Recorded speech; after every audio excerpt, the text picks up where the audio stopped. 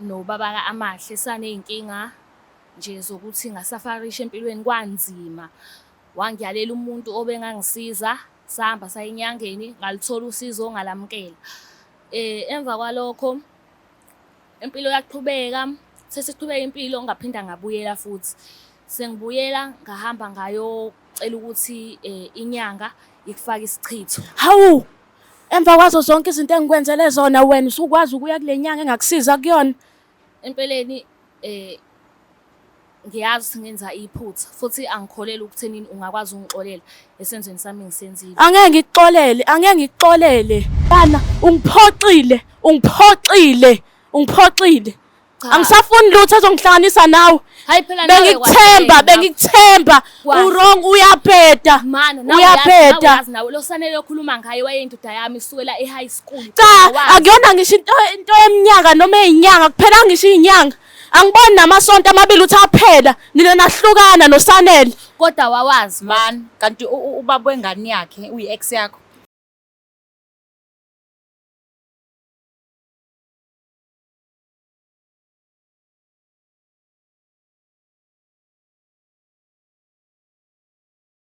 Cela ukubingelela mbukelo Black Lives TV, ngikwamukela ehlelweni lakho lapho sithi khona bodla bese uthola usizo. Igama lami ke mina ngu-Olwethu Ngwakacele and njengamanje sikuphathela isiqephu esishisa bhe lapho khona abantu lapho khona usisi wethu ethi njena uzobhodla iyamshisa lento. Siswami njani? Ngiyaphela bakithi dadewethu. U-right Scott? Ngi-right. Bengisacela ngiphi igama lakho, isibongo sakho nokuthi ukhule kanjani?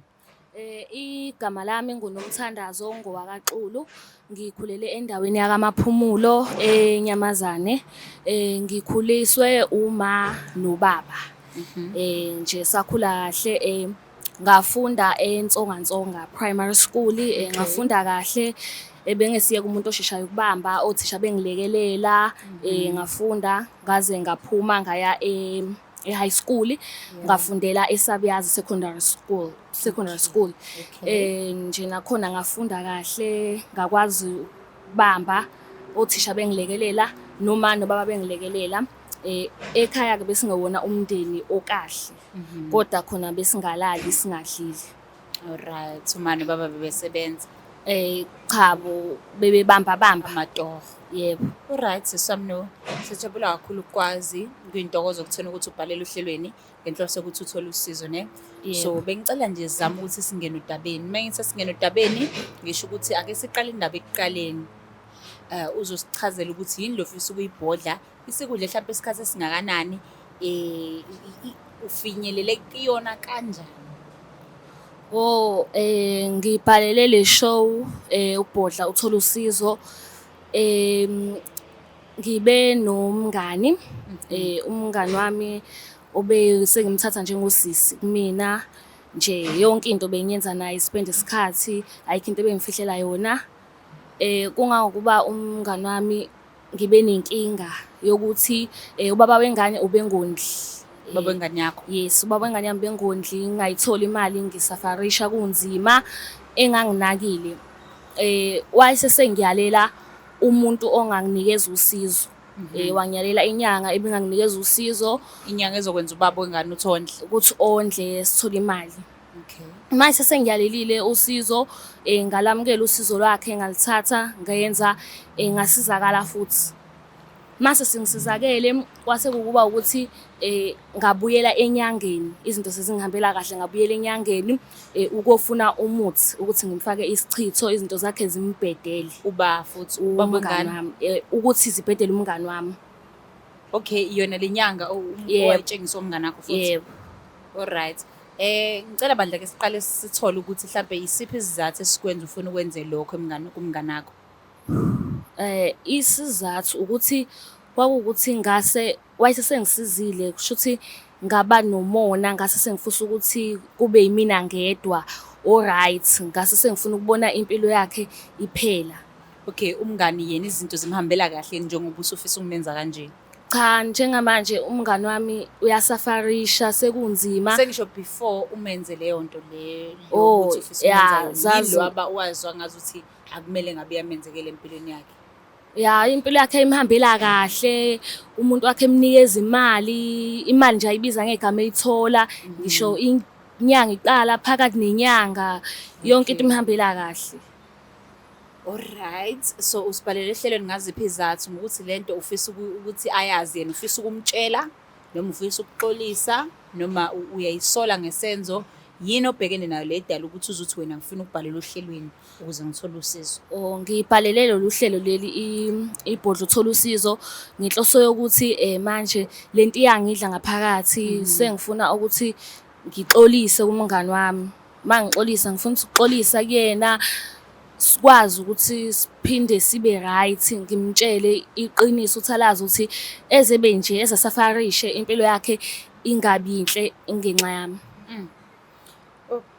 Okay, siswami, mhlampe ufisa ukuthi uthole uxolo kuyena, njengokumazi kwakho umngani wakho uyamazi ukuthi undloboni yomuntu, uyamazi ukuthi ngabe umuntu ophezulu, ngabe umuntu ophansi, umuntu oyithobile noma umuntu onjani.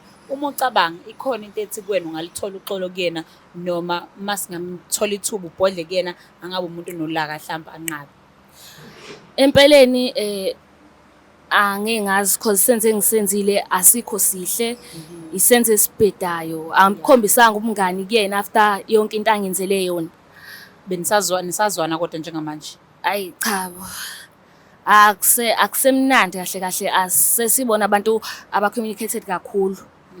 Nje sekwabantu ngenxa yokuthi siyaphila phela, kodwa nje ayisekho into engikhuluma naye after lento le engayenza kuyena, angayazi futhi engidlayo nami ngaphakathi. Okay, kushuthi wena isizathu esenze ukuthi nomngane wakho nibe nokuqhelelana manje ngoba ushawa unembeza. Yebo. Ayikho enye into yangixabanisa. Ayikho enye into yasixabanisa.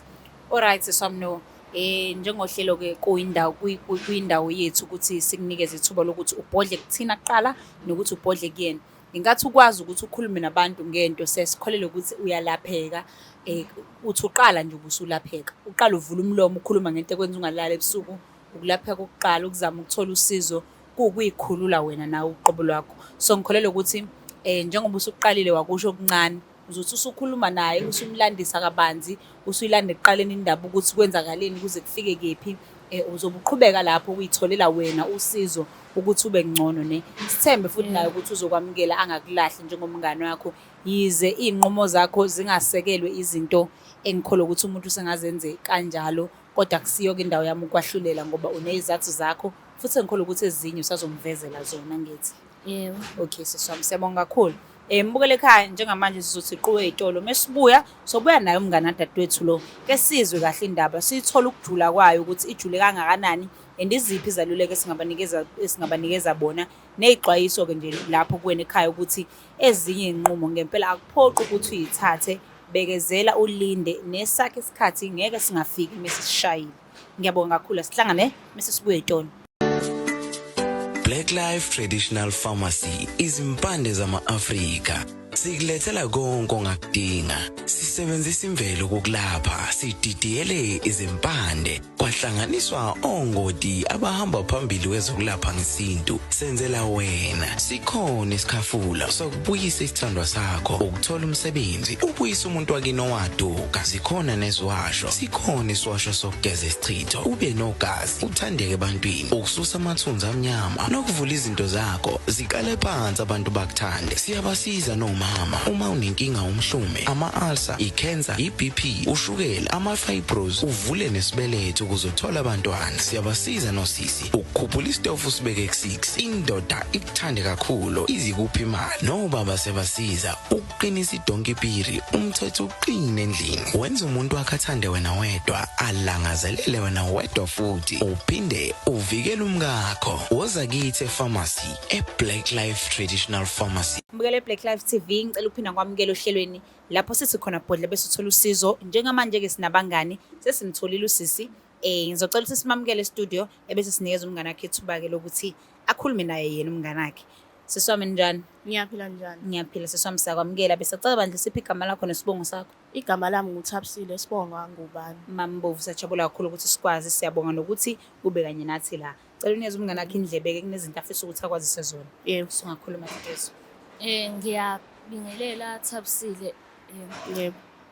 Ngikubize la kulolu hlelo lokuthi ibhodla ngenhloso yokuthi khona izinto ey'ncane engifuna uzazi after after ukuthi mina nawe singasazwani, singasakhulumisani, ekubeni kade umngani wami kusukela sibancane, sasuke e-primary, saye high school, sispende isikhathi ndawonye, usufana nosisi kumina, nje yonke into siyenza ndawonye.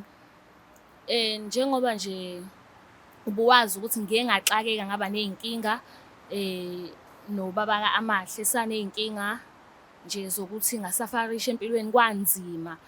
Wangiyalela umuntu obengangisiza, sahamba saya enyangeni, ngalithola usizo ngalamukela. Emva kwalokho impilo yaqhubeka, sesiqhubeka impilo ngaphinda ngabuyela futhi. Sengibuyela ngahamba ngayocela ukuthi inyanga ikufaka isichitho. Hawu, emva kwazo zonke izinto engikwenzele zona wena usukwazi ukuya kule nyanga engakusiza kuyona. Empeleni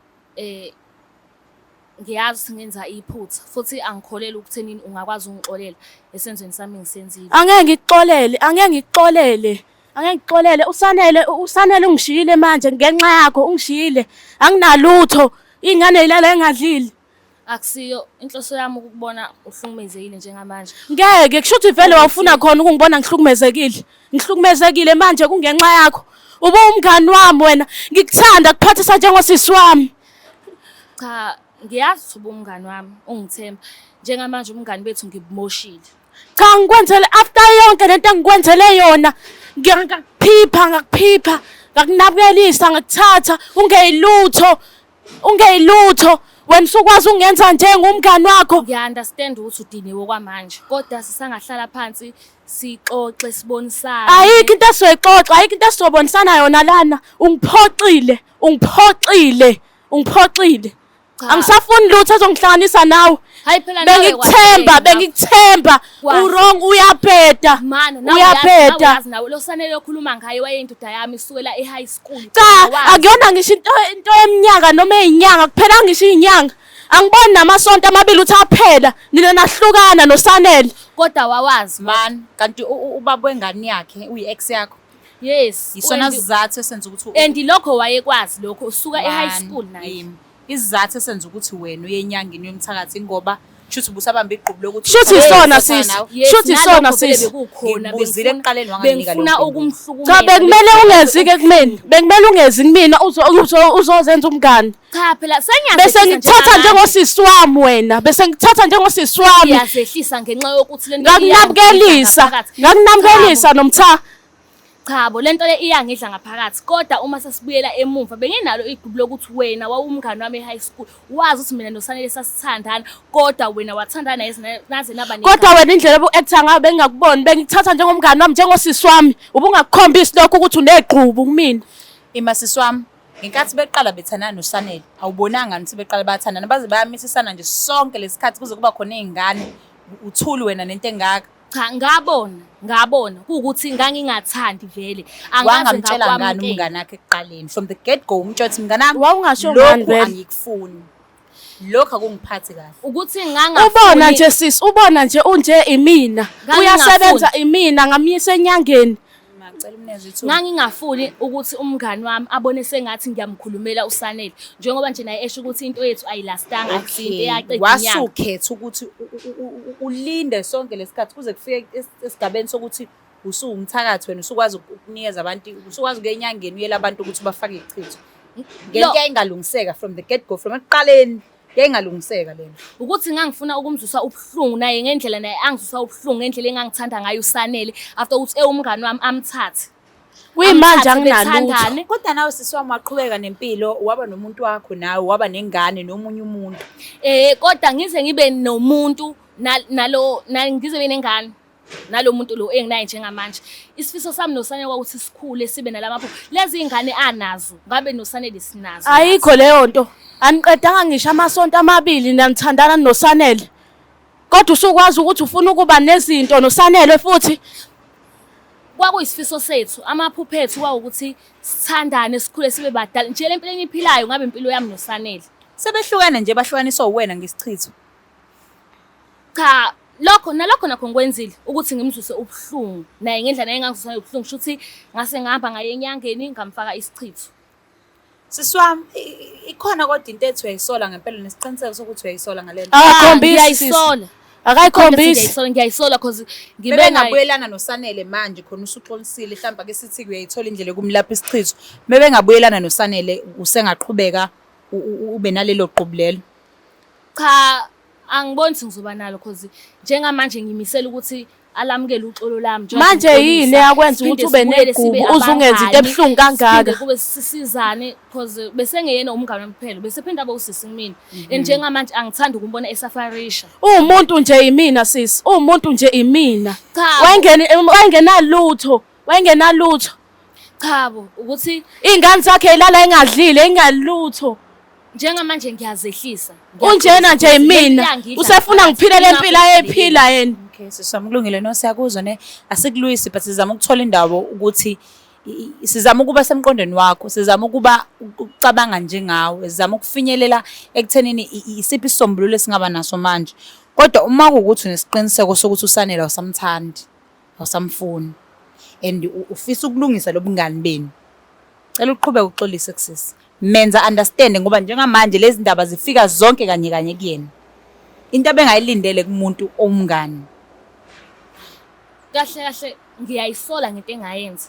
Nje ngikhuluma iqiniso ngiyayisola cause njengamanje uyasafarisha and angithanda ukumbona engajabulile kade ngikhula naye ewumngani wami. Kodwa nakho nje ukwazile ukungenza wangibona ngangijabulile. Kuyimanje nje wena. Cela umnezi ithuba ngiyazi mangubani udiniwe sisi. Ngiyazi mhlawumbe kuninga ukufikelayo emqondweni ukubuhlungu kunzima but ngicela umnikeze ithuba yabo ukuze kungathi noma ungasekho la kube khona imibuzo lokuyibuza yona impendulo ungayitholanga. Ngizama ukulwela ukuthi nawe uthola impendulo zonke oyidingayo kuyena osisi la. Qhubeka. Ngiyaxolisa ukuthi ngiyaxolisa ngempela Thabisile ngiyaxolisa. Ngiyazi ukuthi angikukhombisanga ubungani kuwena, angikukhombisanga iqiniso kuwena after lento ongisizile into osungenzele yona. Kodwa lento lena isangalungiseka. Sisangaphinda sibe abangani ngendlela esasiyiyona. Ngeke ngikwazi ukuba umngani wakho manje mina. Ngokuthi ngazi ungiphinda ungifake ezinye izichitho. Ngiyayisola ngokuthi ngapha ngayenyangeni ngakufaka isichitho kuukuthi nami ngangihlukumezekile lento wayenza nawe uyangiphatha kabi. Kuukuthi kushuthi ngesikhathi senyenza angicabanga ukuthi impilo yakho yayizoba nje. And angiphatheki kahle njengoba manje usafarisha kangaka empilweni ungenalutho. Angiphatheki kahle nobaba wengane yakho sehambile uSanele and kungenxa yami ukuthi Kuyakujabulisa phela. Angithi uSanele usamfuna wena. Akungijabulisi futhi angisamfuni. Sengadlula lapha. Angithi nje ungifaka isichitho nje kungenxa lokho. Njengamanje ngifuna sizoxolelana lana. Sikwazi ukuthi siqhubeke nempilo. Uphinde ube usisi wami ube umngane wendlela wawuyiyona sikhohlwe yinkinga. Ngiyazi usekwenzakele Kodwa ukukhombisanga lokho. Iqiniso awubanga nalo. Awubanga nalo iqiniso. Lokho ngiyakwazi. Silungiswa nje sisoma indaba yesichitho ngoba phela siyalizwa uxolo, siyakuza ukuxolisa, siyakuzwa konke lokho kushoyo. But silungisa kanjani? Silungisa kanjani into omenze kuyona? Omenze yona. Isichitho silungiswa kanjani? Kwenziwa kanjani ukuze isichitho sisuke noma isichitho singabikho? Ngoba phela futhi ngabe uyazi. Cha, empeleni nami angazi kodwa mangaphosisa mhlambe usangangixolela sibonisane sikwazi ukuthi sibuyele enyangeni. Mhlambe Ngapha before nje siswami usikhulume ngoxolo, asikhulume ngendaba yokusizakala kwakho dadewethu. mhlambe ngisangabuyela enyangeni. Habe. Cela ungangipha amagama athi mhlambe ngicela makuukuthi ufisa ukuyilungisa lento ngempela ejuleni enhliziyo yakho. Khuluma ulimo oluqondile ukuthi uzokhipha imali wena nibuyele enyangeni niyogezana isichitho leso. Angazi nami. Ngaze ngifake again esinye futhi. Okay, ngizoyikhipha imali mina. Sihambe siye enyangeni ngimkhiphe isichitho because inhloso yami ukuthi ngimbone right. Umngani wami futhi siphinde sizwane sibuyelane ngendlela eright. Ngabe ukuthi impilo yakhe isanje ngenxa yami. Okay dadewethu, usukuzwile konke usisabe futhi ukuthi akutshele kona. Yebo ngiyakuzwa. Ngiyazi ukuthi futhi kufika ngendlela eziningi ezingafani. Kusengenzeka futhi imicabango ekubuyele yokuphatheka kabi ukuthi umuntu ebengimethemba kangaka ngenza into kanje. Ngiphatheke kabi kakhulu futhi. Kodwa ke ngicela sizame ukuthi mhlambe ke ngithole kuwena ukuthi okay emva kokuthi usuthandanile noSanele anikaze nibe nenkulumo nayo sisi imayelana noSanele ukuthi seniyathandana wa understand khona indawo yavela kuyena ukuthi akana nkinga nothi uqhubeke noSanele. Ayi kukhona ayekuveza. ukuthi akanankinga ukuthi Yebo, niqhubeke. ngoba ayikho futhi into esike siyikhulume. Ukusho ukuthi naye. singasho nje sithi usisi wahamba wavuka ubulwane nje wesenza Yebo. lento ayenza. Yebo, uhambe wavuka bulwane. Kulungile-ke sisi wami ngoba nangu lapha phambi kwakho and uyimisela ukuhamba lonke uhambo nawe lokukulekelela ukuthi uxole, lokukulekelela ukuthi isichitho sisuke kuwena.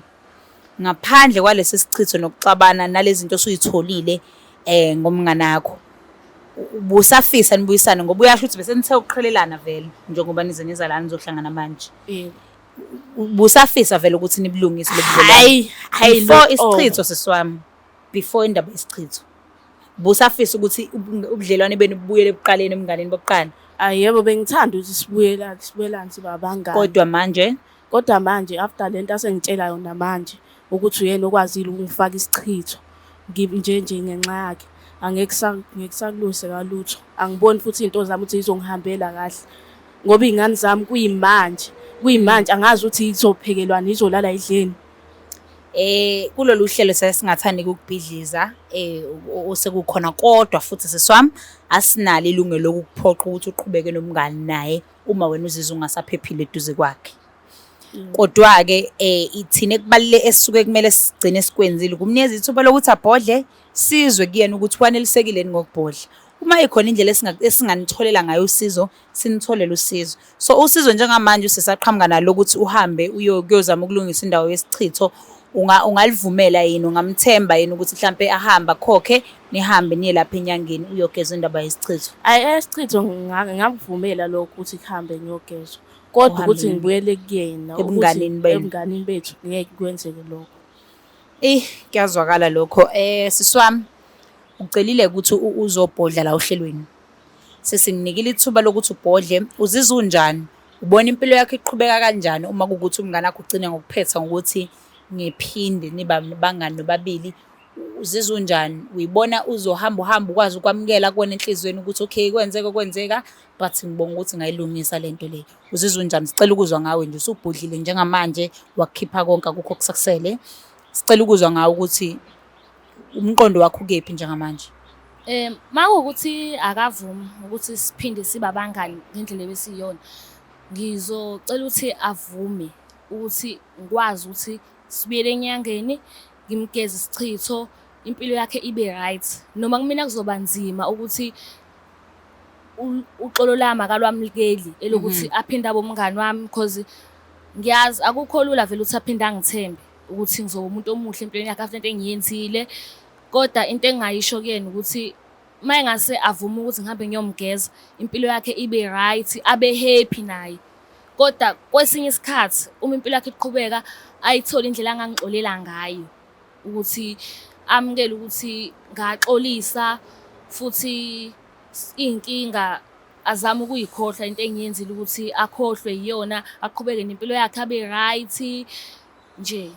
Okay, ugculisekile kodwa ngikwenzile mina ukukunikeza ithuba lokuthi ubhodle, wakhuluma naye umngane wakho kwenzeka lokho kwenzakalile, ugculisekile, akukho okunye usakufisa. Hayi ngigculisekile nje impela. Nesiqiniseko. Yebo. Okay, ngiyabonga kakhulu siswami, kodwa-ke noma kunjalo asikwazi ukuthi sikudedele kanjalo nje uhambe. Sizocela ukuthi kube khona uhlelo olu-athendayo ole-counselling. Isizathu sokuthi ngisho njalo ukuthi siswami ngifisa ukuthi uboniseke abantu abakufundele ukubonisa abantu ukuthi akudingi ukuthi uze uzwise omunye umuntu ubuhlungu ukuze udele wena, right? Ukuze uthole iclosure wena akudingi ukuthi uzwise omunye umuntu ubuhlungu ongakazi akuzwisa ubuhlungu. Yabo, sizama ukuthi si-install lento le ekhanda lakho yokuthi ukubuyisela okubi ngokubi akusizi kodwa kuyabhidliza, right? So ku-athenda kwakhe i-counselling laphaya uyothola izaluleko zokuthi ukwazi ukuphilisana nabantu noma ngabe sebekonile ungabi ingozi kulabo bantu labo, right? Ngoba lento le uzivezela ukuthi usuhlale naye isikhathi eside ukuthi usanani nosanele but ungamtsheli ngayo, ingayingozi kuwena nakomunye umuntu, ngoba ngelinye ilanga uma umuntu kanjalo oyijwayeza leyo mqondo leyo ndlela yokucabanga, ngelinye ilanga ungalimaza umuntu impela umshiye nengozi ngenxa yokuthi busuhlale naye isikhathi eside. Sizama ukufundisa lento yokucommunicator ukuze mekwenzeka kuba nomngane ngokuzayo ukwazi ukumtshela umngane wakho menza into ongayithandi, kungaze kufinyelele esigabeni sokuthi umfisele okubi, umfakele ichitho wenzani. right? Yebo. So socela ukuthi uattende leyo counselling leyo, so bese siyaku-check-a ukuthi kuhamba kanjani kuyona, but angikufiseli sisi wami ukuthi uphinde uyithole ucabanga ngalolu hlobo lokuthi ukuze ugculiseke ngaphakathi kumele ulimaze omunye umuntu ngokuthi wakulimaza engazi, ngoba kungcono umuntu umlimaze umtshelile umonishile ukuthi mfethu angiyithandi lento le, but ukuvele wenze into kanje engazi nokuthi kwenzakalani kuyingozi kuwena, kungayingozi nakubantu abasondelene nawo, kungaphinde futhi kube ingozi nakulo mntwana omkhulisayo, ngoba nayo uzomkhulisa ngokuthi umuntu okonile uyayibuyiselela. Asikwahluleli ngesenzo sakho, futhi nombukele ekhaya siyacela angazizwa sengathi siyamehlulela, kodwa zama ukushintsha indlela yakho sisi yokucabanga, ukuthi ucabanga ukuthi mhlambe ukube ngikhulumile lento engalungiseka, ngoba ukube wayikhuluma nodadewethu lento le nginkathi saqala mhlambe naye wezuzama ukuyivikela ukuthi angazamithela uSanele, angazamthande kakhulu uSanele. Yebo, siyabonga kakhulu sisi wami. Uzoyi-attend counselling kodwa? Hayi, ngizoyi-attenda akunayinkinga. Ngiyabonga kakhulu nami dadewethu. Lento ngiyazi sazobuya ekhanda lakho, isazodlala, usazoyisola nanokuthi wamiselana enyangeni, usazoba nemicabango eminingi. Now besicela ukuthi sikunikeze uhlelo le-counselling ukuthi nokwazi ukuthi ukwenza khona into enziwe emzimbeni wakho njengey'chitho nani kuyakwenza uyinyanye wena. So uku-attenda le counselling kuzokulekelela ukuthi uyibone ukuthi usawumuntu, usangalungiseka, usa-right, noSanele futhi inkinga kwangewena kuhamba kwaSanele, kwangelona iphutha lakho, yabo? Yebo sisi wami, sizokucela na ukuthi u-attende uhlelo uma ungenankinga le counselling. Bayikho inkinga, ngizo-attenda. Siyabonga kakhulu. Mbukele ekhaya sesihambe nohlelo-ke sesafika lapha. Bakithi kuyingozi ukuthatha isinqumo ongasicabangisisanga ikusasa lazo, ngoba kuyenzeka kugcine kusafarisha abantu abangahlangani. Isinqumo nje sadadewethu kusafarishe iy'ngane zamnganakhe ebeyingahlangene, ey'ngazi nanokuthi ubaba wazo wakwathandana naye. Siyacela mbukele ekhaya, zama ukuyicabangisisa into, uyikhulume nomuntu, umbonise umuntu, ikakhulukazi uma umuntu osondelene nawe njengomngane noma njengomndeni, mbonise kusanesikhathi ukuthi mfethu angiyithandi le iyangilimaza mina. Ngokumazisa kwenza kube lula ukuthi naye azi ukuthi no, lento noma ngiyenza imphathi kahle usibanibani, angizami ukuyigwema ngale ndlela, angaze kufinyelele ekuthenini niye inyangeni, ngiyamthakatha, umthela ngey'chitho, wenzani. Angingoniwe kusasa lo muntu ngento engalungiseka. Ngiyabonga kakhulu mbukele ekhaya, ngicela sihlangane futhi ngokuzayo lapho sithi khona Podla ebese sithola usizo. Sicela ucomment, ulike, usubscribe. Yimo wenu uNdosi Magayi uVici Nkomsengilela. Asihlangane ngokuzayo. Ngiyabonga.